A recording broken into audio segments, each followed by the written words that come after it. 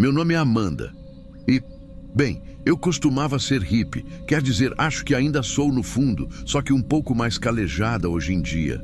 Sabe aquele tipo de hippie que aos 18 faz as malas e embarca numa viagem sem destino, acreditando na bondade das pessoas e na mágica da estrada? Pois é, esse tipo.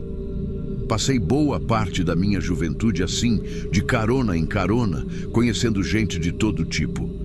Era outra época, parecia mais seguro. Ou talvez eu fosse só mais ingênua, vai saber. Eu sempre tive essa coisa de confiar, de estender a mão. Sempre achei que uma boa ação podia mudar o dia de alguém. Mal sabia eu que certa noite essa mania quase acabou com a minha vida. Eu relutei bastante antes de escrever esse relato para o Diário de Terror. Porque por mais que já tenham se passado uns anos, tem coisas que deixam cicatriz mais funda do que parece. Mas, sei lá, talvez sirva de alerta para alguém que ainda vive com o coração aberto demais, como eu vivia. Tudo começou numa noite fria de sexta-feira. Eu tinha voltado de um festivalzinho alternativo numa cidade vizinha. Sabe aqueles encontros de música, artesanato, gente tocando violão ao redor da fogueira? Era o meu paraíso. Peguei meu carro velho, cheio de adesivos e cheirinho de incenso, e estava voltando para casa pela estrada estadual, quase sem movimento. Só eu, o farol iluminando o asfalto e aquela brisa gelada entrando pela janela. Foi aí que eu vi um homem parado na beira da estrada com o polegar esticado. Ele usava um casaco longo, preto, e tinha uma bolsa grande ao lado. Dessas de couro, meio surrada, parecia até bolsa de boliche. Não sei explicar, mas mesmo de longe, ele tinha uma postura estranha.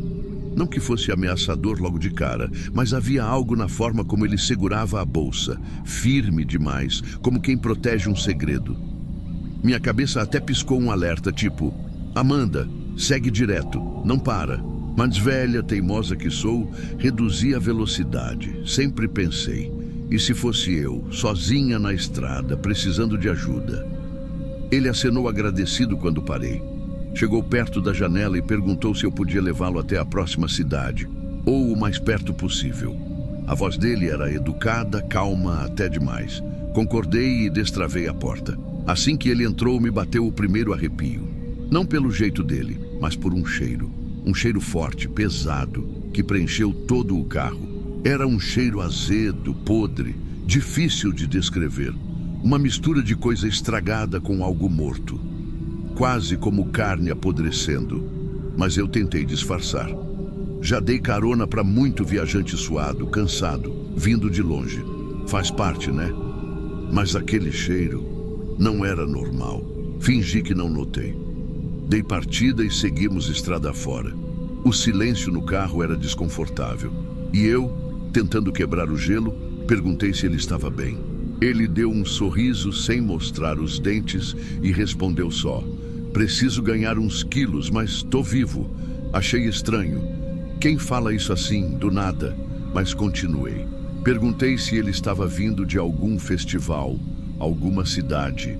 Ele disse que vinha de longe, sem detalhar, e que só precisava chegar à fronteira. A fronteira? Soou vago. E aí reparei em outra coisa. Ele mancava. Quando entrou no carro, percebi o jeito como arrastou uma das pernas, como se tivesse se machucado ou sei lá. Enquanto ele falava, não soltava a bolsa. Manteve ela no colo, abraçada, como se fosse algo precioso ou perigoso. Cada quilômetro parecia durar uma eternidade. O cheiro piorava, me dando náusea. Tentei abrir mais a janela, respirar pela boca. Na minha cabeça, comecei a pensar em 1000 possibilidades. Será que ele está com alguma doença? Gangrena? Alguma infecção? Algo grave? Talvez até contagioso? Eu queria perguntar, mas me contive. Não queria parecer mal educada. Ou pior, provocar alguma reação estranha. E foi nesse ponto da viagem que algo dentro de mim começou a gritar: termina logo essa carona, Amanda. Dá uma desculpa, diz que vai desviar, qualquer coisa. Mas sabe aquela sensação de que qualquer movimento em falso pode piorar tudo? Foi assim que eu me senti. Quando finalmente nos aproximamos de um trevo, ele pediu para descer ali mesmo. Parou o carro, ele saiu sem dizer muito. Só um obrigado, seco. Vi ele se afastar mancando, sumindo na escuridão, com aquela bolsa pesada no ombro. Respirei aliviada, mas não conseguia tirar aquele cheiro do nariz, nem da cabeça. Cheguei em casa, passei quase 1 hora esfregando o estofado do carro. Troquei pano, passei tudo quanto é spray, mas parecia impregnado. Ainda assim, tentei seguir a vida. Só que no dia seguinte, tomando café com minha amiga Sofia, contei a história rindo, como quem compartilha um perrengue da estrada. Falei do cheiro horrível da bolsa, do jeito estranho dele, e foi aí que o rosto dela ficou branco. Ela largou o celular na mesa e me mostrou a tela. Era um post de um site local. Perigo. Fugitivo escapa de prisão estadual. A foto não era muito nítida, mas era ele. Alto, magro, com um casaco escuro. A descrição dizia que ele tinha fugido na noite anterior. Era considerado perigoso e estava mancando devido a um ferimento sofrido na fuga. Senti um gelo percorrer minhas costas. Ela deslizou o dedo para baixo e lá estava. Autoridades acreditam que ele esteja tentando chegar à fronteira. População deve evitar contato e ligar imediatamente caso o avistem. Meu café virou pedra na garganta. Eu fiquei ali, estática, sentindo minha boca secar. O homem que entrou no meu carro, que sorriu educadamente, era um prisioneiro fugitivo. E eu, sem saber, ajudei ele a escapar. Sofia insistiu para a gente ligar para a polícia. Eu ainda hesitava, com medo de parecer paranoica, mas ela foi firme. Ligamos. Não demorou nem meia hora e 2 policiais estavam na minha porta. Vieram sérios, perguntaram tudo. Que horas ele entrou no carro, como estava vestido, para onde pediu para ir, como falava. Quando mencionei a bolsa, os 2 trocaram um olhar rápido, mas tentaram não demonstrar muito. Perguntei quase sem querer sobre aquele cheiro. Expliquei que parecia coisa morta e que fiquei preocupada de ter pego alguma doença. Foi aí que um dos policiais respirou fundo e com calma me disse: "Olha, senhora, não foi uma doença. O cheiro provavelmente vinha do que ele estava carregando." Parei, sem entender. Ele continuou: "Segundo nossas investigações, antes de fugir, ele fez uma parada em uma casa na zona rural. Invadiu o local e, bom, não saiu de lá sozinho. Encontramos sinais de que ele levou um troféu. Acreditamos que ele estava carregando uma cabeça humana naquela bolsa. Foi como levar um soco. Minha visão embaçou. O carro, o cheiro, o jeito como ele segurava aquela bolsa, tudo fez sentido de uma forma grotesca. Eu tinha dirigido quilômetros com uma cabeça decepada no banco do passageiro sem saber. Eles me garantiram que ele já estava sendo rastreado e que não havia risco imediato. Mas eu mal conseguia pensar direito. Depois que foram embora, passei o dia em estado de choque. Não comia, não conseguia nem entrar no carro. Demorei semanas para conseguir dirigir de novo. E mesmo assim, nunca mais dei carona para ninguém. Nunca mais. Eu sempre acreditei no lado bom das pessoas. Sempre achei que podia confiar. Mas aquele dia me ensinou que às vezes, por trás de um sorriso educado, pode estar escondido algo muito mais sombrio do que a gente imagina. E aquele cheiro, até hoje, de vez em quando ele volta.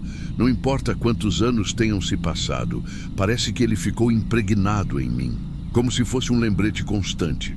Nem toda estrada é segura, nem toda carona é só uma carona. Então, se você também tem esse coração grande e confiante, cuidado. Nem todo mundo merece a sua bondade.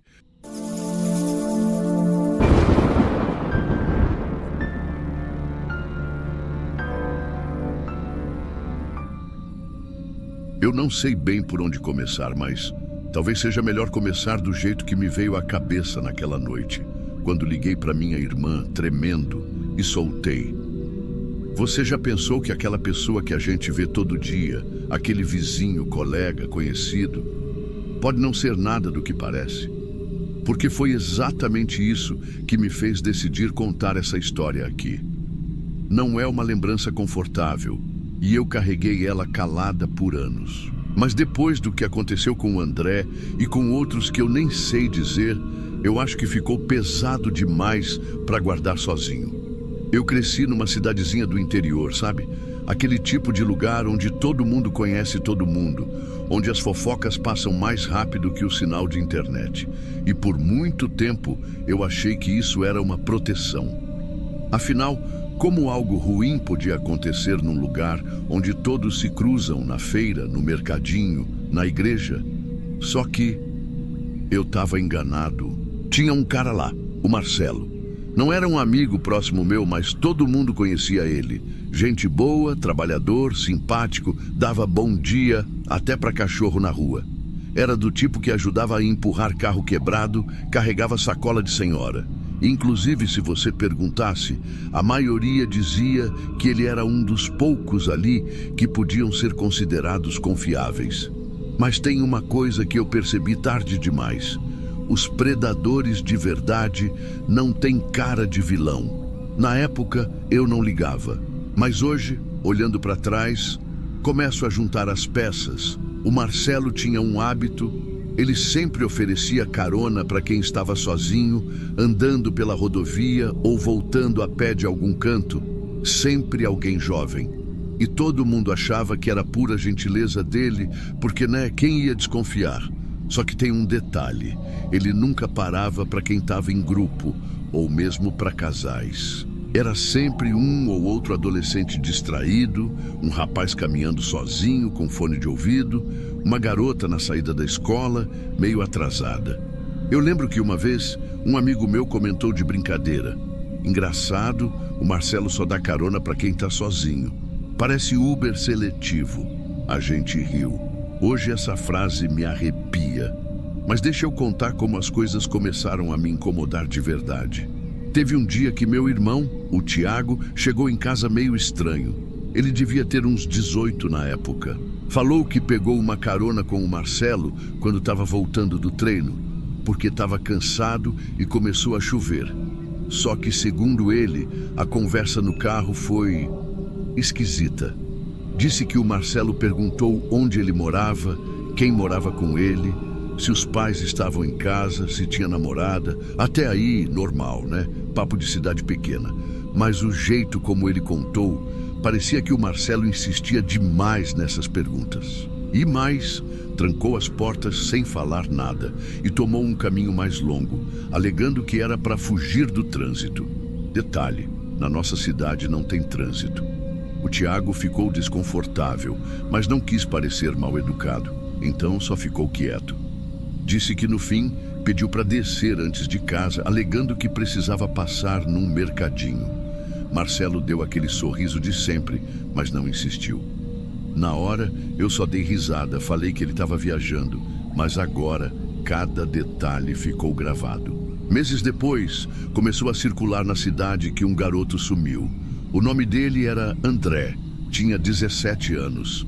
Conhecia de vista, já tinha cruzado com ele algumas vezes. O boato era que ele tinha saído da escola e nunca mais foi visto. A polícia começou a procurar, mas sem pista foi esfriando. Cidade pequena tem dessas, um desaparecimento vira conversa de padaria. Depois de um tempo, morre no esquecimento. Mas para mim aquilo não parou. Sabe quando você sente um negócio entalado, como se tivesse alguma coisa ali que ninguém estava enxergando? Foi só umas semanas depois, numa conversa no bar, que outra coisa me chamou a atenção. Um colega nosso, o Felipe, contou que tinha pego carona com o Marcelo num sábado à noite e que também tinha achado a situação desconfortável. Segundo ele, o Marcelo ficava perguntando se ele bebia, se já tinha feito alguma besteira, se os pais ficavam em cima. Detalhes que separados pareciam bobos, mas juntos davam uma sensação estranha, como se ele estivesse tentando mapear a vida do Felipe. E foi aí que a ficha começou a cair. Não era coincidência. Era sempre os jovens sozinhos, sempre conversas invasivas, sempre ele criando uma situação onde parecia que estava no controle. A coisa piorou quando um primo distante contou que, certa vez, recusou uma carona do Marcelo porque ele parecia ansioso demais para ajudar. Disse que, quando recusou, Marcelo deu um sorriso meio forçado e foi embora rápido, sem insistir. O padrão estava ali, mas ninguém queria enxergar. A gota d'água, para mim, foi uma lembrança que veio de repente, meses depois do desaparecimento do André. Eu lembrei que, um tempo antes, Marcelo tinha vindo até a loja onde eu trabalhava. Comprou umas besteiras, nada demais, mas puxou conversa comigo do nada. Comentou que era perigoso andar sozinho naquela rodovia, que se fosse comigo, ele sempre estaria passando por lá, podia dar uma força. Na hora só agradeci. Agora, revendo, parecia quase um convite velado. Eu fiquei com aquilo martelando por dias. Comecei a perguntar para os outros discretamente. Descobri mais umas 3 ou 4 pessoas que já tinham pego carona com ele e que lembravam da mesma sensação. No começo, parecia tudo normal, mas aos poucos vinham as perguntas, o papo desconfortável, um caminho estranho. E o mais sinistro, todos eram jovens, todos estavam sozinhos. A cidade seguiu seu ritmo, mas eu não consegui, principalmente porque o André nunca foi encontrado. Ninguém sabia se ele tinha fugido, sofrido um acidente ou outra coisa. Eu juro que tentei convencer a mim mesmo que talvez fosse exagero, mas tem um detalhe que nunca saiu da minha cabeça. No dia seguinte ao desaparecimento do André, vi o Marcelo no posto, abastecendo o carro. Ele estava como sempre, sorriso no rosto, conversando com o frentista, piadinha pronta. Mas quando ele achou que ninguém estava olhando, ficou encarando o carro no espelho retrovisor, parado, sério, quase sem expressão. Sabe aquela sensação gelada? Quando você percebe que algo está errado, mas não consegue provar? Foi isso. Desde então, toda vez que vejo uma notícia ou alguém comenta sobre como as pessoas hoje em dia são perigosas, eu penso: e aquelas que nunca levantam suspeita, que carregam a maldade disfarçada de gentileza? A cidade seguiu, mas eu me afastei. Nunca mais consegui encarar carona como um ato inocente, porque no fundo eu sei que o Marcelo nunca parou por ser bom. Ele escolhia, calculava. Só os jovens vulneráveis, só quem parecia fácil de manipular. E o mais assustador é que ninguém nunca desconfiava, porque ele era um de nós. Eu não sei se ele teve algo a ver diretamente com o sumiço do André. Nunca tive prova e ninguém nunca achou nada. Mas a quantidade de coincidências, o padrão, as histórias que ouvi, elas ficaram comigo. E talvez seja por isso que estou mandando esse relato. Porque às vezes o maior perigo está naquele sorriso fácil, naquele gesto que parece inocente demais. E se alguém ouvir isso e pensar 2 vezes antes de aceitar ajuda de estranhos, já valeu. Nem todo predador se esconde no escuro. Às vezes, ele te oferece uma carona, de dia claro.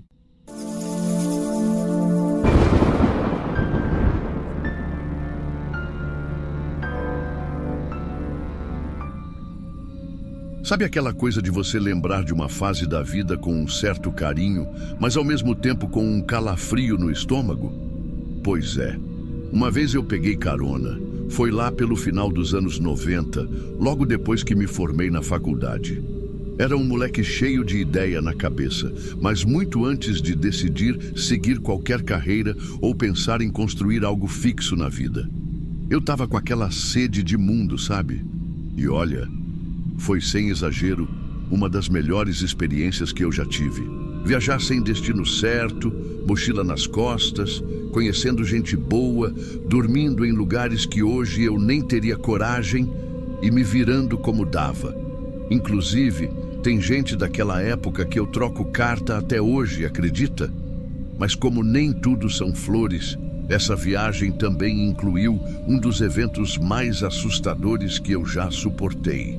E embora isso não tenha me afastado da carona em si, fez com que, dali para frente, eu pensasse 2 vezes sobre em qual carro eu entraria ou não, principalmente quando a estrada era deserta e o instinto começava a gritar. Bom, deixa eu contar direito. Eu tinha saído de Minas Gerais com um plano meio doido. Chegar até a Argentina, só na base da carona. Naquela época não tinha celular, internet era discada e o máximo que a gente levava era um mapa de papel e coragem no peito. Depois de rodar um bocado, passando por cidades que eu nem lembro o nome direito, eu estava perto da fronteira sul do Brasil, já quase sentindo o gostinho do objetivo. Foi numa dessas cidades pequenas, coisa de 10 mil habitantes no máximo, que a coisa aconteceu. A cidade parecia parada no tempo, sabe? 2 postos de gasolina, uma lanchonete meio caída e uma praça onde só tinha uns senhores jogando dominó. Eu já estava meio ansioso. Queria logo atravessar a fronteira, então pensei, vou tentar mais uma carona antes de escurecer para ganhar estrada. Fiquei um tempão no acostamento, debaixo daquele sol pesado, com o dedo apontado e um sorriso esperançoso, como quem diz, sou inofensivo, só quero seguir viagem. Mas só passava caminhão velho, carroça, e ninguém dava bola.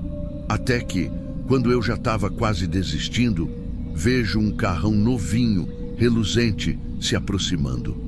Parecia deslocado naquele cenário. E foi aí que o primeiro alerta piscou. Porque olha, quem costuma dar carona é caminhoneiro, gente humilde, pessoas que se compadecem de um moleque suado na beira da estrada. Mas esses 2 caras dentro daquele carro de luxo, de terno alinhado, óculos escuros, não combinava. Mesmo assim, eles encostaram devagar e abriram o vidro. O motorista, um sujeito de cabelo bem penteado, perguntou: vai para onde, amigo? Eu respondi rápido, meio sem pensar: indo para a Argentina, mas qualquer cidade na direção já ajuda. Ele sorriu, olhou para o outro homem no banco do passageiro, que até então não tinha falado nada, e disse: sobe aí, vamos te adiantar um pouco. E eu, burro, ou ingênuo, ou otimista demais, aceitei. Entrei no banco de trás, ajeitei a mochila no colo, agradeci e o carro deslizou de volta para a estrada. Nos primeiros minutos o papo foi até tranquilo. Eles perguntaram de onde eu era, comentaram sobre o calor, essas conversas de praxe. Eu, tentando parecer simpático, falei que era de Minas, que estava viajando de carona fazia meses, que já tinha rodado quase o Brasil inteiro. Foi aí que a atmosfera mudou, porque depois de um tempo eles começaram a falar entre si em espanhol. Acho que pensaram que eu não entenderia nada, já que tinham percebido meu sotaque mineiro forte. Só que eu tinha estudado um pouco de espanhol no colégio. Não era fluente, mas dava para pescar umas palavras. E uma delas caiu feito uma pedra no meu estômago. O passageiro virou para o motorista e disse algo tipo: este puede servir, es perfecto, una mula ciega. Mula cega. Para quem não conhece, é uma expressão que descreve alguém usado para transportar drogas sem nem saber. Eles colocam algo na sua mochila, nas suas roupas, às vezes até dentro do corpo, e mandam você atravessar fronteira como se fosse um inocente. Porque, claro, ninguém desconfia de um cara sozinho, mochileiro com cara de bobo.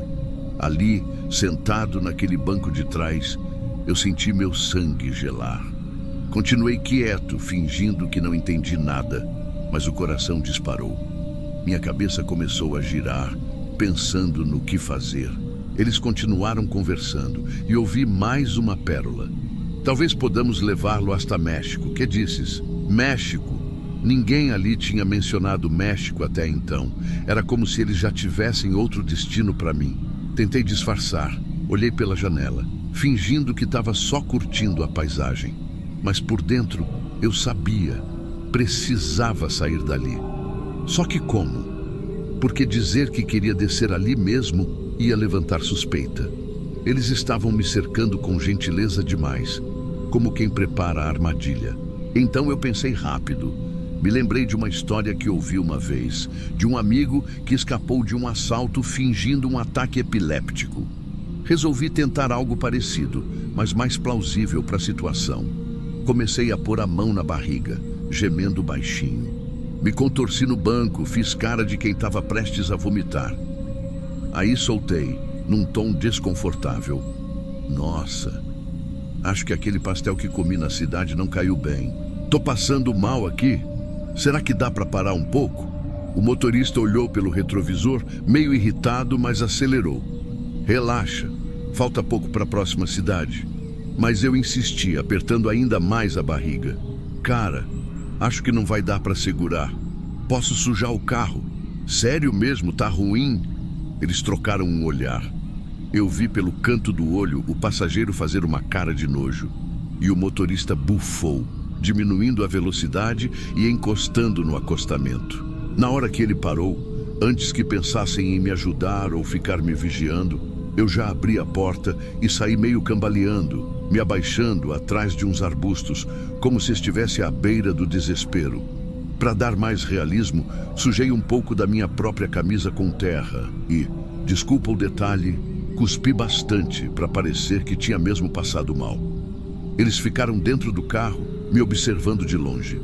O passageiro chegou a descer um pouco, mas ficou de longe, visivelmente incomodado. E foi aí que eu dei o golpe final.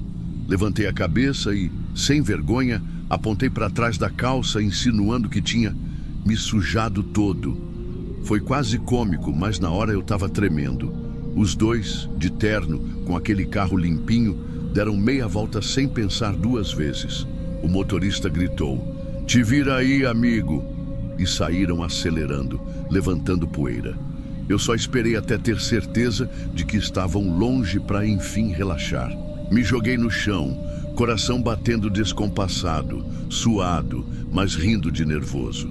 Nunca na vida eu tinha sentido tanto medo e, ao mesmo tempo, tanto alívio. Fiquei ali por uns bons minutos, respirando fundo, até ter certeza de que eles não tinham voltado.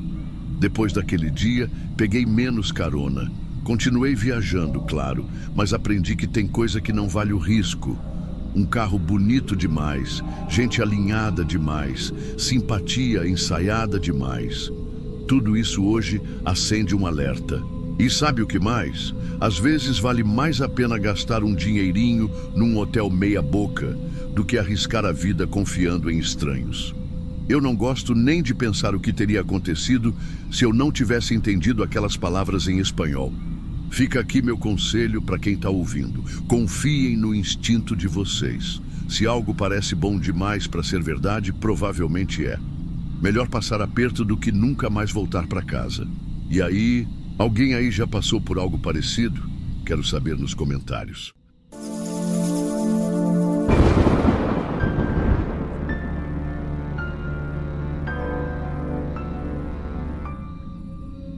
Sabe quando você acorda com aquela sensação de que algo deu muito, muito errado, mas sua cabeça está um borrão e tudo que você sente é o peso do corpo, um gosto amargo na boca e um frio que não faz sentido?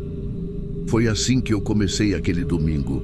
Só que o que eu não sabia naquele momento é que o pior ainda estava por vir. Eu estava deitada numa grama molhada, sentindo o cheiro de terra e gasolina misturado no ar. Quando abri os olhos, o céu estava claro, mas o lugar não fazia ideia de onde eu estava. Meu braço doía, minha roupa estava suja e eu não tinha bolsa, celular, nada comigo. Levantei meio tonta e vi uma estrada vazia na minha frente. Aquelas estradas de interior sem uma alma por perto. Era como se eu tivesse acordado no meio de um filme estranho, sem saber como fui parar ali. Foi aí que o pânico começou a bater. Como eu, Vitória, que estava numa festa ontem à noite, cercada de gente, bebida, música, acordei no meio do nada. Eu tentava puxar da memória, mas parecia que minha cabeça tinha sido apagada com uma borracha. Só flashes. Minhas amigas rindo, o copo na minha mão, gente passando, e depois, nada. Meus olhos varriam a estrada, esperando ver alguma casa, uma placa, qualquer coisa. Nada. Só aquele silêncio e o som dos meus passos na beirada do asfalto rachado. Eu comecei a andar, tentando manter a calma. Precisava encontrar um jeito de voltar para casa, ou pelo menos um sinal de vida. Só que quanto mais eu andava, mais a sensação estranha me consumia. Não era só o medo de estar perdida. Era como se tivesse alguma coisa errada, algo que eu não conseguia explicar. Depois de um tempo caminhando, avistei um carro vindo de longe.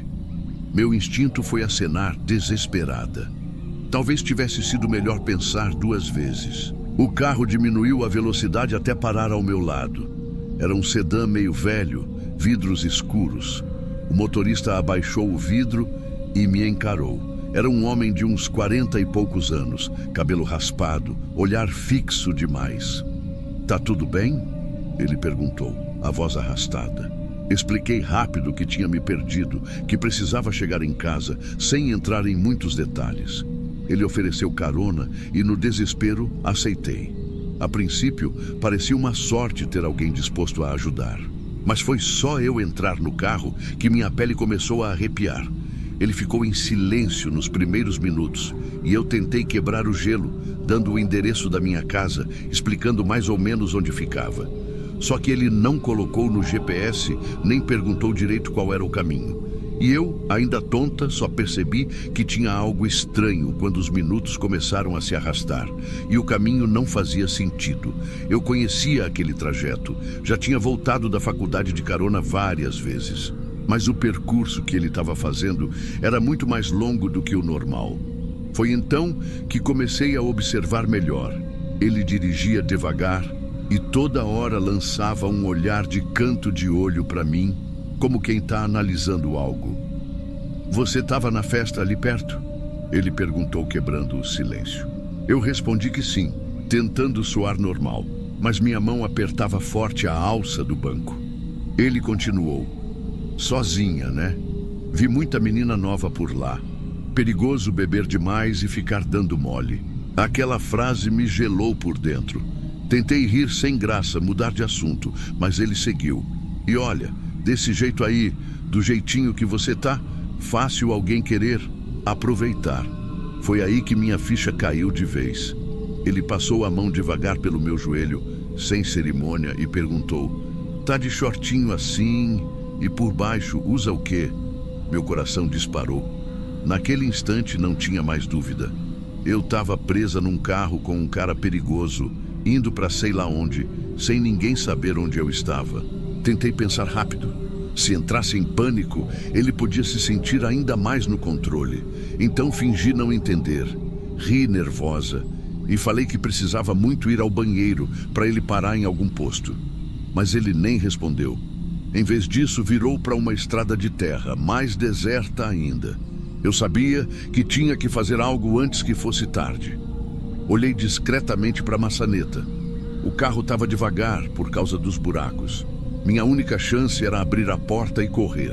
Esperei ele se distrair mexendo no rádio, puxei a maçaneta e pulei sem pensar 2 vezes.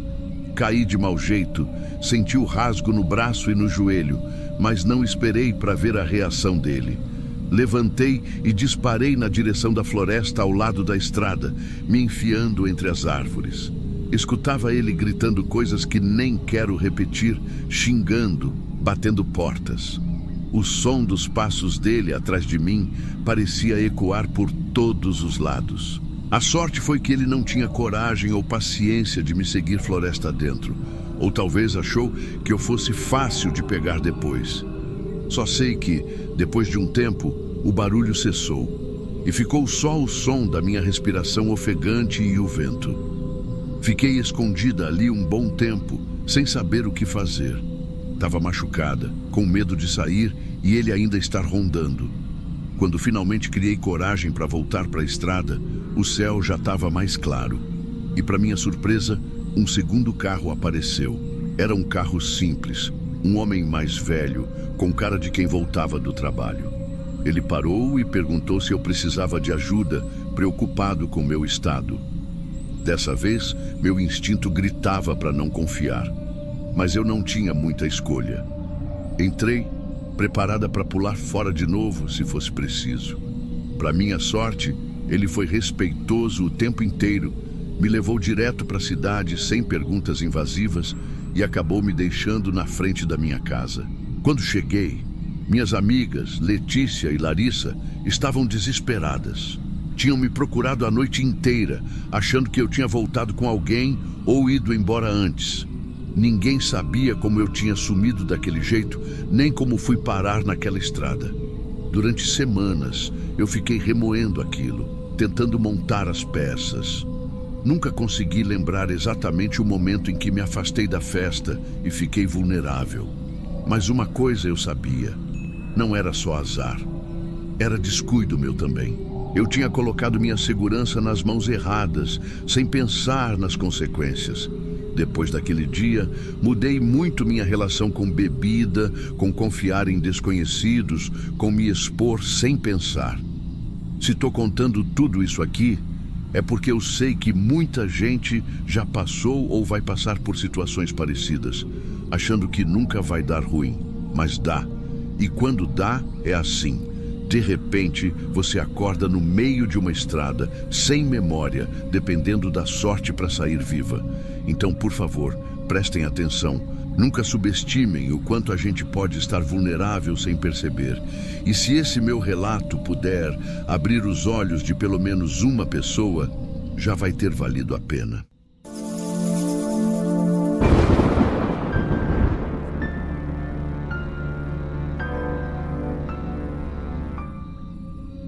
No momento em que decidi tentar pegar uma carona, eu sabia que era uma má ideia. Sabe quando você sente aquela pontada no peito, aquele sexto sentido te cutucando e dizendo, não faz isso? Pois é, eu senti, e mesmo assim fiz. É por isso que até hoje me culpo, porque não foi falta de aviso. O aviso veio de dentro, mas eu ignorei. Então, por favor, escuta o que eu vou te contar agora. Guarde cada detalhe, principalmente se algum dia você pensar em economizar uns trocados pedindo carona para um estranho. Às vezes, o barato custa caro demais. Eu sempre morei com a minha mãe num bairro bem afastado do centro. O tipo de bairro onde depois das 8 da noite tudo fecha e as ruas ficam vazias. Só tem mato, silêncio e algumas casas com luz fraca. E era para lá que eu voltava todo dia, depois de mais um turno cansativo, trabalhando como garçonete num restaurante no centro. O restaurante era daqueles que fechava tarde. A gente pegava movimento até quase meia-noite, às vezes 1 da manhã. Eu adorava trabalhar lá, porque apesar de puxado, as gorjetas pagavam as contas. Mas tinha um detalhe. A última condução passava pouco depois da meia-noite. Se eu perdesse o ônibus, não tinha metrô, não tinha táxi fácil naquela área. E pedir Uber? Nem pensar. O que eu ganhava, eu guardava para pagar o aluguel e ajudar em casa. Gastar 50, 60 reais numa corrida era fora de cogitação. Naquela noite específica, tudo estava indo normal. Eu lembro bem porque antes de sair, minha colega até brincou. Virgínia, aproveita hoje que tá tranquilo. Vai dar tempo de sobra de pegar teu busão. Eu até sorri. Não sabia o que estava por vir. Entrei no ônibus com aquele alívio de fim de dia. Sentamos meia dúzia de pessoas espalhadas. Todo mundo com aquela cara de sono e cansaço. Eu coloquei meu fone, encostei a cabeça na janela e só queria chegar logo em casa, tomar um banho quente e dormir. Foi aí que aconteceu. Do nada, um estrondo. O vidro da janela estilhaçou na minha frente, como se uma bomba tivesse explodido ali. Me encolhi no banco sem entender nada. A pedra tinha sido jogada com tanta força que cortou uma mulher no banco da frente. Ela gritou. Um cara do outro lado também se jogou no chão. Ninguém sabia de onde veio aquilo. Só vimos o motorista parando o ônibus e pedindo para a gente descer. Ele disse que não podia continuar, que tinha risco de mais gente atirando pedras e que era melhor cada um tentar seguir seu caminho por conta própria. Desci no meio do nada, literalmente. Uma avenida larga, comércio todo fechado, nenhuma alma viva por perto e aquele frio que corta os ossos. Peguei o celular para chamar um Uber. Primeira tentativa, cancelada. Segunda tentativa, cancelada também. Foi aí que comecei a sentir aquele aperto no peito. Eu sabia que andar sozinha ali era perigoso, mas ficar parada esperando alguém também parecia uma péssima ideia. Eu pensava na minha mãe, me esperando, e naquele trajeto que deveria durar mais 40 minutos. Foi quando passou um carro devagar, farol baixo, e eu sinalizei. Eu juro que foi automático, quase como quem estende a mão no desespero, sabe? O carro parou. O motorista parecia, sei lá, um funcionário qualquer voltando do trabalho, assim como eu. Ele usava camisa social cinza, gravata, óculos. A cara do sujeito educado, arrumado, que você jamais imaginaria perigo. Ele abaixou o vidro e falou: "Tá perdida? Quer uma carona até algum ponto?" Eu hesitei. Claro que hesitei, mas olhei para o lado, só vi escuridão. Vi meu celular com bateria quase acabando. Pensei comigo mesma: é só uma carona curta. Ele parece inofensivo. Entrei. Nos primeiros minutos ele foi simpático. Me perguntou se eu trabalhava por ali. Eu disse que era garçonete voltando do restaurante. Ele comentou que achava corajoso uma moça trabalhar até tão tarde. Disse que devia ser puxado. Concordei, tentando relaxar. Só que, depois de uns 5 minutos, a conversa mudou de tom. Ele perguntou: "Mas que restaurante funciona até essa hora, hein? Porque eu conheço os do centro e todos fecham cedo." Falei o nome do lugar onde eu trabalhava. Ele fez uma expressão estranha, como quem não acredita. "Engraçado, nunca ouvi falar desse restaurante." A partir daí, ele começou a jogar umas perguntas que me deixaram desconfortável. "Você mora longe, né? Sua mãe sabe que você sai assim de noite? E tem certeza que é garçonete mesmo?" Eu ri sem graça, achando que ele estava só curioso demais. Mas ele ficou sério. Olhou para mim e falou: "Sabe, você não parece garçonete. Tem algo estranho." Senti meu estômago afundar. Do nada, ele pisou fundo no acelerador. O carro começou a correr demais. As luzes dos postes passavam rápido demais. Ele começou a murmurar coisas estranhas. "Vai ver, você tá me enganando, né? Vai ver, quer me assaltar. Quem garante?" Eu tentei manter a calma, mostrei meu uniforme sujo de trabalho. "Moço, olha aqui, sou só uma garçonete, só quero chegar em casa." Ele não ouvia. Começou a buzinar, costurar no trânsito. Quase bateu num carro. Eu olhei para a porta, tentei puxar a maçaneta, travada. Foi aí que ele soltou a pior frase da noite: "Prefiro bater esse carro agora do que ser roubado." Meu corpo inteiro gelou. Eu implorava para ele parar, dizia que não queria nada, só sair do carro. E ele ria nervoso, acelerando mais. O tempo passou devagar. Acho que foram os piores minutos da minha vida. Eu já não sabia mais o que dizer. Só pedia para ele encostar, jurava que não ia fazer nada. Quando eu já achava que aquilo ia acabar mal, vi luzes piscando atrás da gente. Um carro da polícia. Ele desacelerou, calmamente, como se nada tivesse acontecido. Encostou o carro. O policial chegou do lado e perguntou: "Tudo certo, senhor?" E ele, com a maior cara de pau: "Estou evitando um roubo." Ela entrou no meu carro com más intenções. Apontou para mim, ainda em prantos. Eu nunca vou esquecer a expressão do policial ao olhar para mim. Ele percebeu na hora que tinha algo errado. Ele pediu para a gente descer do carro. Eu mal conseguia falar. Só dizia que queria ir para casa, que ele não me deixava sair. No fim, como eu aceitei a carona por vontade própria, não puderam acusar ele de sequestro. Mas ele foi levado por direção perigosa e interrogado.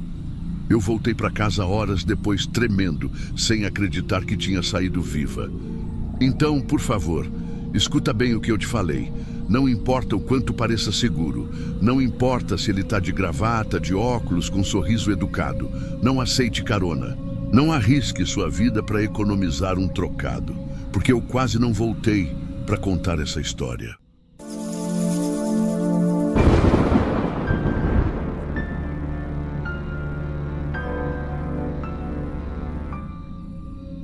Olha, eu sei que muita gente gosta de ouvir aquelas histórias sobrenaturais, casos de assombração, vulto na estrada, mas o que eu vivi naquela noite não teve nada disso.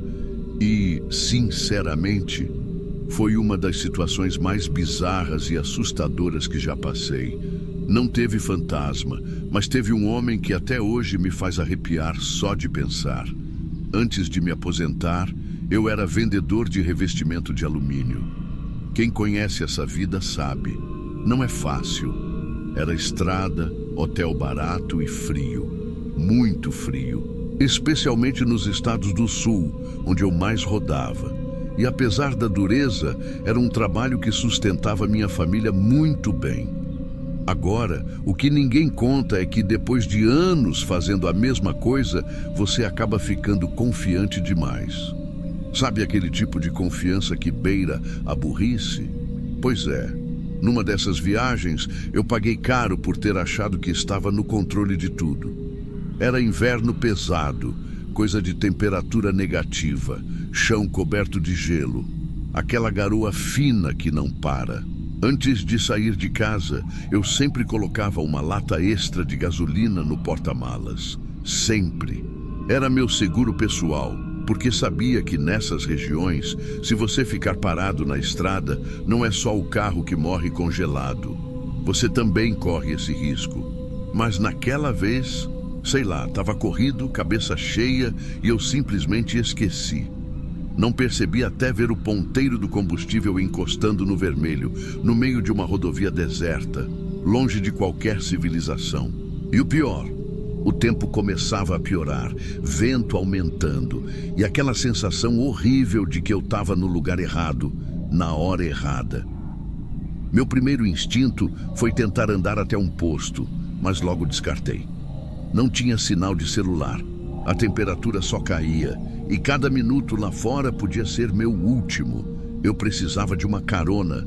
Mas quem em sã consciência para um estranho, de noite, no meio do nada? Bom, alguém parou. Faróis surgiram no espelho retrovisor, vindo devagar demais para o meu gosto.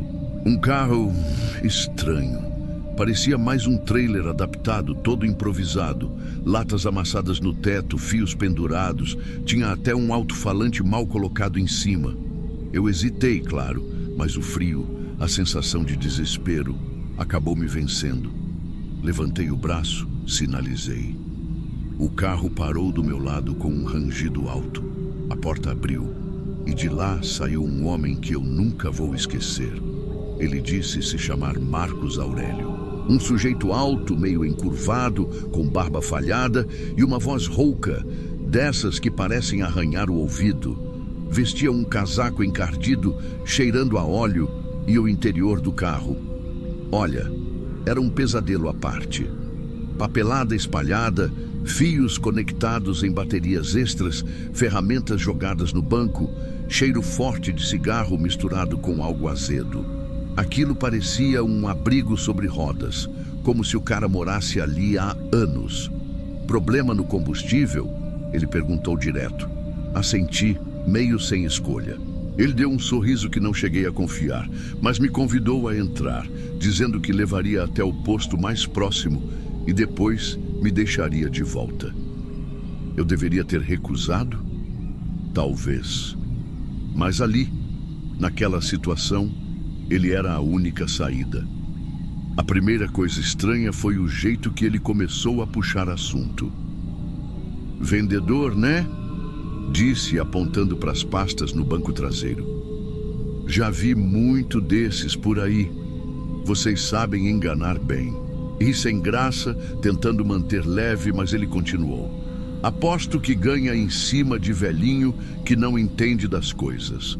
Vende qualquer porcaria contanto que feche o mês. Senti o sangue esquentar. Nunca gostei que julgassem meu trabalho desse jeito. Não é assim, respondi. Eu vendo coisa de qualidade e trato todo mundo com respeito. Ele me encarou de lado, o sorriso ainda no rosto, mas sem humor. Tomara. Já vi gente pior, muito pior. O resto do caminho seguiu em silêncio pesado, só com o barulho do motor e do vento batendo forte. Eu já estava ansioso para chegar no posto, pegar minha gasolina e sumir daquele carro. Quando paramos, agradeci, saí e fui direto ao caixa comprar a lata de combustível. Mas ao olhar pela janela, cara, aquilo me gelou mais que o frio lá fora. O tal Marcos estava sentado dentro do carro, com um isqueiro na mão, encostado no retrovisor. O que ele fazia? Ele estava queimando o próprio cabelo. Puxava uma mecha, passava o isqueiro e ria, como se fosse normal. Ali no estacionamento, cercado por bombas de gasolina, com a chama quase tocando a lateral do carro. Minha primeira reação foi ficar parado, observando aquilo sem saber se ria de nervoso ou se corria dali. Ele viu que eu olhava, abriu o vidro e gritou: "Corte de cabelo grátis, parceiro. Ninguém me passa a perna, não. Por Deus, eu só queria pegar minha gasolina e ir embora." Mas voltei, porque sabia que precisava dele para voltar ao meu carro.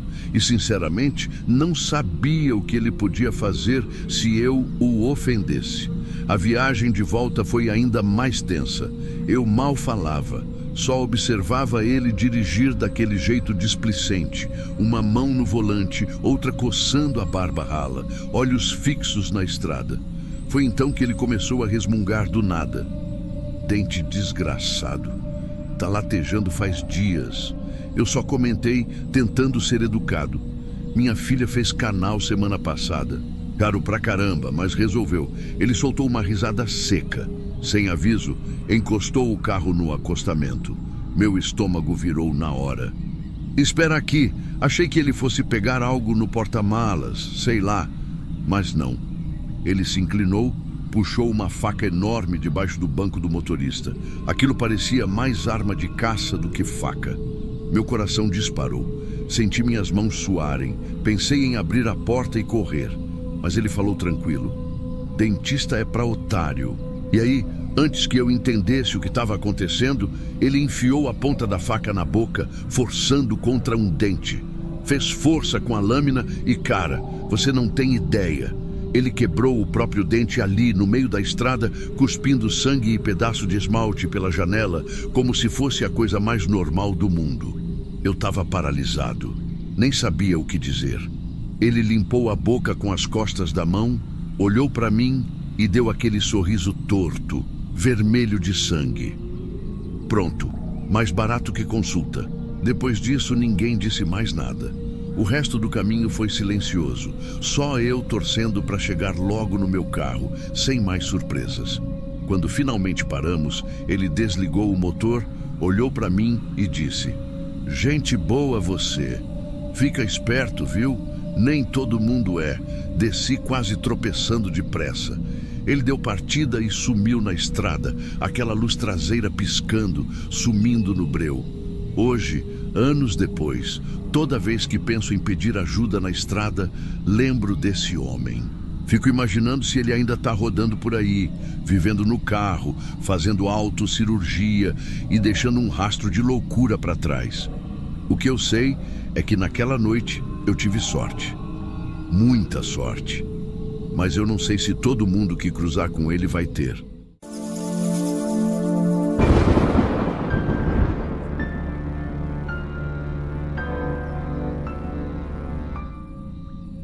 Eu sei que muita gente que acompanha o canal já passou por noites ruins, mas uma das piores noites da minha vida, se não a pior, foi dia 28 de dezembro de 2013.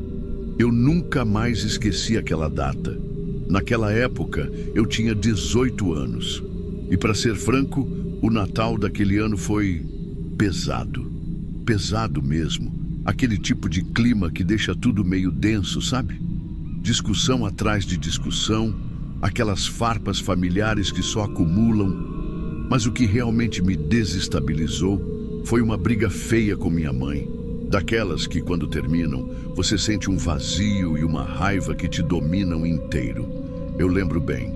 Palavras duras, gritos, e eu, no auge do meu orgulho adolescente, saí batendo porta, gritando que eles nunca mais iam me ver.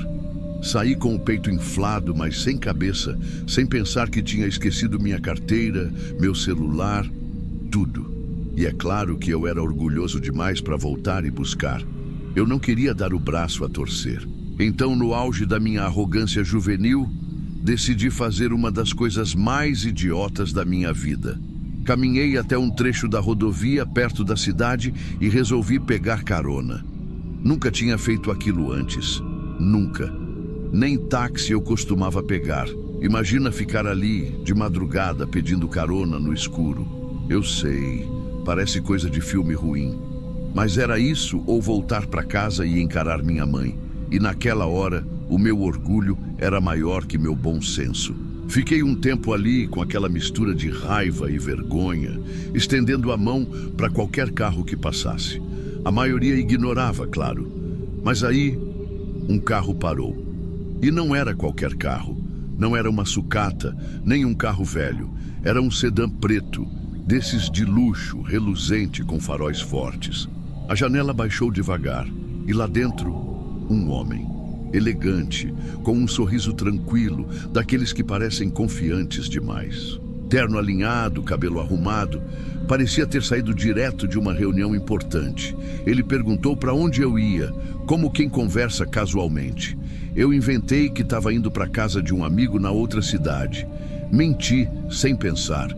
Ele fez um gesto com a cabeça, tipo, entra aí. Sem pensar muito, eu entrei. Primeiro erro. O carro era impecável, cheiro de carro novo, ar-condicionado geladinho. Eu tentei relaxar, me convencer que tinha dado sorte de pegar uma carona assim, até porque eu não queria admitir para mim mesmo que estava desconfortável. Ele começou a puxar papo, coisa leve no começo. Perguntou por que um garoto como eu estava pegando carona naquela hora. Eu, querendo parecer mais maduro, mais rebelde, exagerei a história. Falei de problemas em casa, inventei que tinha pais complicados, vida difícil. Ele ouviu tudo com atenção, como quem entende. Até disse que o pai dele tinha sido alcoólatra, que ele sabia como era viver num lar quebrado. Falou da família dele também. Disse que tinha esposa, 2 filhas pequenas. Até abriu o porta-luvas e me mostrou uma foto das meninas. 2 garotinhas sorrindo, parecia algo tirado daquelas molduras de escritório. Eu achei aquilo meio estranho, mas estava tão preso no meu próprio drama que deixei passar. A gente seguiu pela estrada e por um tempo foi só conversa normal. Ele até fez algumas piadas, parecia educado, quase carismático. Eu comecei a pensar que talvez não tivesse sido uma má ideia aceitar aquela carona. Até que, em certo momento, ele desviou o olhar do volante, me encarou de lado e soltou uma frase que gelou minha espinha. A gente precisa proteger nossas famílias das verdadeiras naturezas. Ele falou assim, do nada. Eu não entendi. Perguntei, como assim? Ele só deu um sorriso e não explicou. Ali, algo dentro de mim começou a acender um alerta. Mas eu não quis bancar o paranoico, então tentei empurrar a sensação para longe. Pouco tempo depois, ele parou num posto de gasolina. Disse que precisava abastecer. Eu pensei em pedir para descer, talvez pegar outra carona. Mas, de novo, meu orgulho e teimosia me mantiveram ali. Tinha algo nele que eu não sabia explicar. Um jeito controlado demais, um sorriso calculado. Voltamos para a estrada. Ele dirigia calado, só olhando para frente. O papo tinha morrido e eu comecei a reparar que ele não estava indo na direção que eu falei antes. Questionei e ele respondeu algo vago, tipo, eu conheço um atalho. Minha garganta secou. Minutos depois, ele virou numa entrada lateral, meio escondida. Era um estacionamento vazio, sem luz, no meio do nada. Ele desligou o motor. Silêncio total. Eu tentei quebrar aquele clima. Perguntei se estava tudo bem. Ele virou lentamente. Olhou para mim com aquele mesmo sorriso e disse, todo mundo tem segredos, não tem? Eu senti como se o ar tivesse saído do carro. Meu corpo ficou tenso. Antes que eu conseguisse reagir, ele esticou o braço e colocou a mão na minha coxa. Forte, segurou com firmeza. Não foi um toque casual, foi calculado, invasivo.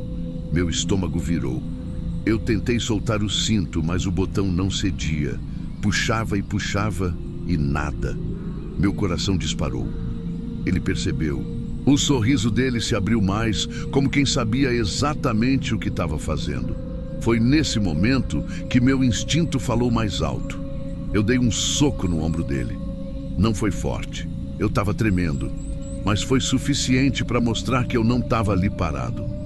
Ele soltou uma risada curta, quase como se estivesse gostando do jogo. Eu comecei a gritar, a bater na janela, desesperado. Foi então que vi faróis de outro carro vindo ao longe. Alguém estava chegando. Ele calmamente mexeu embaixo do banco. Do nada, o cinto afrouxou. Eu não pensei duas vezes. Abri a porta e me joguei no asfalto, sentindo o impacto no braço e no rosto. Quando olhei para trás, ele já tinha acelerado e sumido. O carro que chegou era de um casal. Eles tinham visto algo estranho e pararam. Chamaram a polícia. Eu não conseguia falar direito. A adrenalina, o choque, tudo me deixava atordoado. Quando os policiais chegaram, eu estava sentado no chão, tremendo, tentando entender como tinha ido parar ali. O pior não era só o homem. Era perceber que minha raiva, meu orgulho, tinham me colocado naquela situação. Se eu não tivesse saído daquela forma, se eu não tivesse achado que sabia de tudo, que era invencível, naquela noite eu aprendi que, às vezes, o maior perigo não é o estranho que cruza teu caminho. É o que você alimenta dentro de si mesmo.